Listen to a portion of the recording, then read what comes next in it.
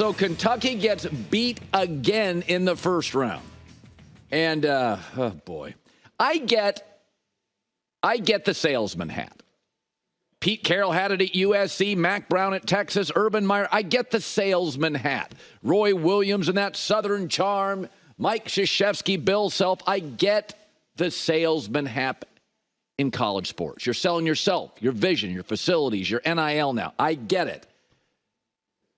The really great coaches, though, aren't 24/7 salesmen. They can take the hat off and, be introspective, look in the mirror, let go of their ego occasionally.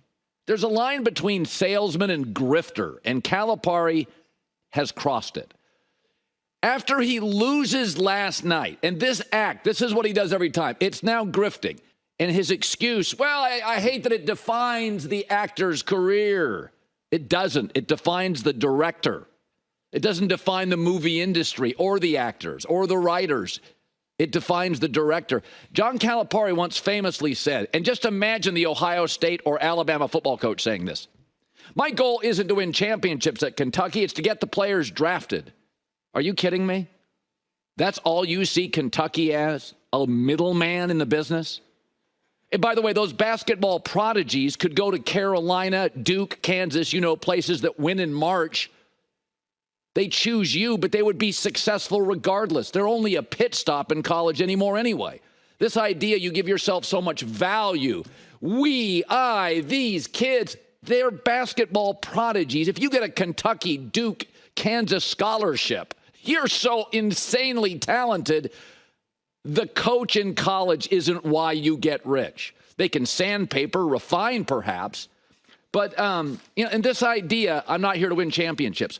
Well, that's the difference between Mike Krzyzewski and a million guys. March. It's why UConn now is a better program than Kentucky. March. It's why Duke is, Gonzaga is, Villanova is, although they had a down year. March. That's what defines you. It's not that Alabama's just in the South. It's that they dominated the sport. That's what defined them. And stop with the kids, the poor kids. In one sentence, you say they'll get rich, and the other, the poor kids. They're fine. Your program isn't. The two most talented players in this tournament, according to the draft experts, Kentucky. It's not a point of pride that they'll be pros and get rich. It's a point of embarrassment that you can't do more with them. Since the decade started in 2021, Kentucky has just one tournament win. It's insane. 47 schools in that time have multiple NCAA tournament wins, including Oral Roberts, Texas Southern, Princeton, St. Peter's, and something called FDU. Sounds like it's a drug about to be approved. Come on, man. It's not about winning championships. Well, John, mission accomplished. I figured he'd at least be vulnerable for a day, a little human, look in the mirror. And then he would shift into put on the salesman hat, puff out the chest, go find all the friendly media spaces where you can sell your vision again. No, he did it right after the game. Right after I hate that it defines the kids of the season. It doesn't. You have now defined Kentucky basketball as the most underachieving outfit in the sport. And you've reduced them to a middleman. Kentucky basketball, a middleman. Ohio State football, Alabama, Georgia football, Oklahoma, Texas football, Michigan. You think they're middlemen? Even though the one and done is crazy for college basketball, Kentucky's not a middleman. It's a storied, legendary franchise that deserves better. Jay Wright, by the way, a friend and somebody who doesn't do the one and done thing because he actually has confidence in his ability to recruit three-star kids, develop them. He believes in stability, coalition, community, not a turnstile, said yesterday about the one and done, the era of taking these young freshmen and trying to play against older players, it's over. And the more you guys stay in college because of NIL, it's going to be tougher for young teams to be successful. Again, that is why Villanova basketball feels like a home. And Kentucky basketball now feels like a timeshare. No more excuses. Look in the mirror. Stop projecting. You have defined Kentucky basketball. It's not about the players, the industry. It's not about that. The season. It's about you and what you're not producing. All right. So this is interesting. Bucky Brooks, former NFL scout. And you'll see a lot of this. And I read all of them because I think there's value in all of them. And so he takes the quarterbacks and he does comps, who they could be like in the NFL, and he takes size characteristics.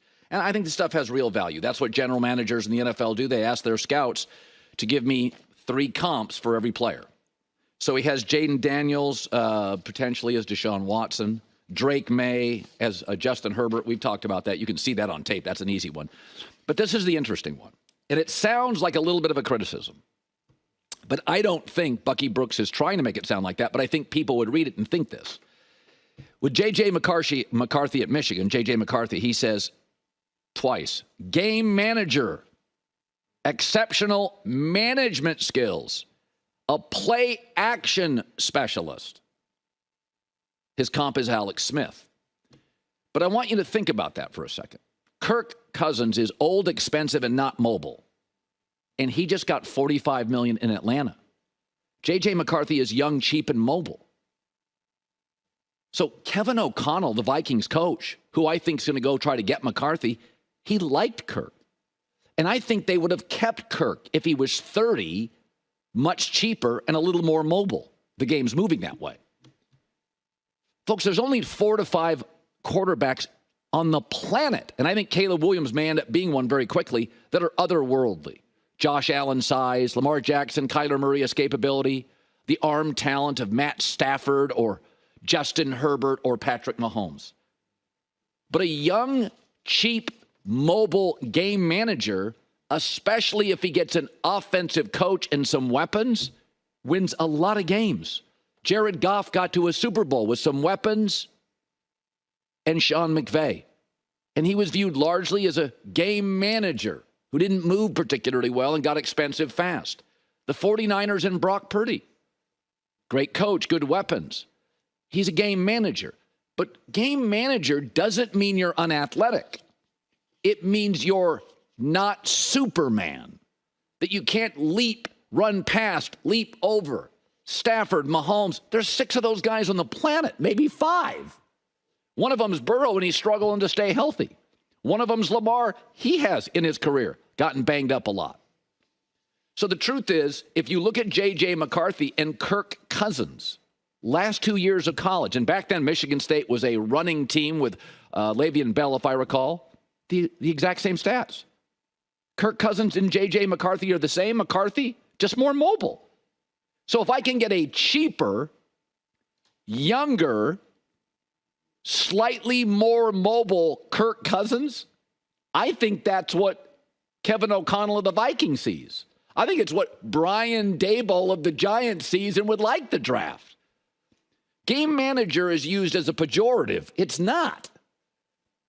Because if you take out the 5 or 6 otherworldly players, if you give a game manager who's young, not expensive yet, and can move a little, an offensive coach and nice weapons, you're looking at the San Francisco 49ers. And I have said this. If you put Mahomes on the Chiefs tomorrow, I think they win the Super Bowl. It is a furnished apartment ready for a young man who's inexpensive, young, can take a hit and move a little to win a lot of games quickly. Hi, everybody. It's me, Uncle Colin. Subscribe here to get the latest from the herd, including exclusive behind-the-scenes videos and more, wherever you may be, however you may be watching.